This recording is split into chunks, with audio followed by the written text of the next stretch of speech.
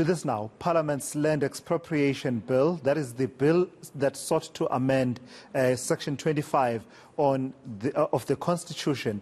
And I'm doing this because, we need to separate the two. Expropriation bill was one process. This was the Section 25 proposed amendment. Well, it ground to a halt yesterday after failing to receive enough votes to be passed.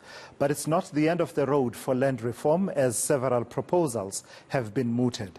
Agricultural Business Chamber of South Africa Chief Economist Wandile Sihlobo says a land reform agency could be the answer.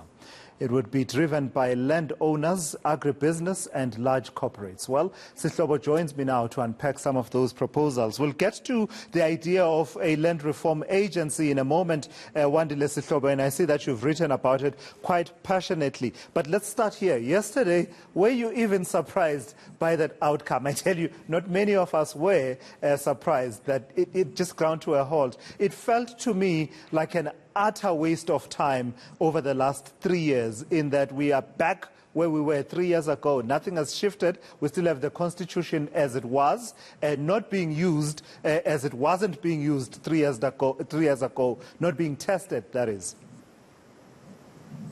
Yeah, I wouldn't necessarily say utterly waste of time, because I think it offered the nation an opportunity to really look into the land reform story, discuss it at depth. And as you will recall, that even in 2019, we were part of what was called the Presidential Advisory Panel on Land Reform and Agriculture. And that was a process that had culminated on the back of some of these proceedings that led to yesterday's decisions.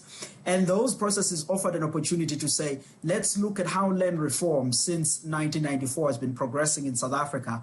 What were some of the issues that were constraining it? And in some of these observations that have come out over the past few years, we've all come to a realization that a challenge is more also on the institutional setup in the government and the delivery of land reform, and maybe less so on the constitutional stuff. And I think on the backdrop of that, as well as reading the policies of each of the parties about how far they were standing on this, standing apart on this issue, perhaps maybe the decision was not really surprising on that context. Yeah, well, I've got to concede you are right in terms of getting the conversation going and exploring the various, policy options. It wasn't an utter waste of time, was this Section 25 amendment process. I suppose I was talking about, what can and can't be done in terms of the current Section 25. And that's a conversation for another day. The conversation I'd like you to take forward for me is this idea then that says, given where we are, this amendment having fallen flat, we still have to do land reform anyway and land restitution. You are of the view that a land reform agency would be useful in this regard. What is a land reform agency that you are proposing, and how would it work?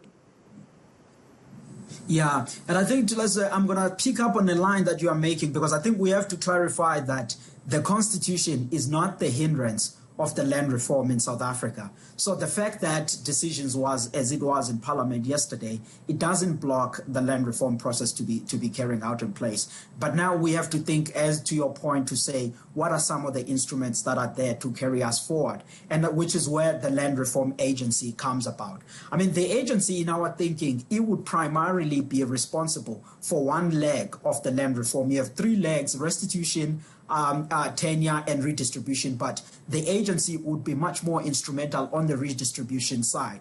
And you would involve on a PPP approaches, the private sector participants, you mentioned the landowners, agribusinesses, but also the government being an important stakeholder, and reporting under the Minister of Agriculture. And some of its function would really also involve on identifying land that could be purchased or donated, and also identifying the beneficiaries that need to benefit from there, so that it doesn't go only to a certain political connected individual, but rather the land is given to people who can use it productively to contribute to economic activity and also job creation. And I think the agency is thinking on that way, and it will be a one-stop shop which will do much of this. And obviously a lot of detail about the incentives that will be involved, the resources that will be required, but I think it would bridge the gap of the institutional failures that have contributed to this relatively slow process of land reform that we find ourselves in today.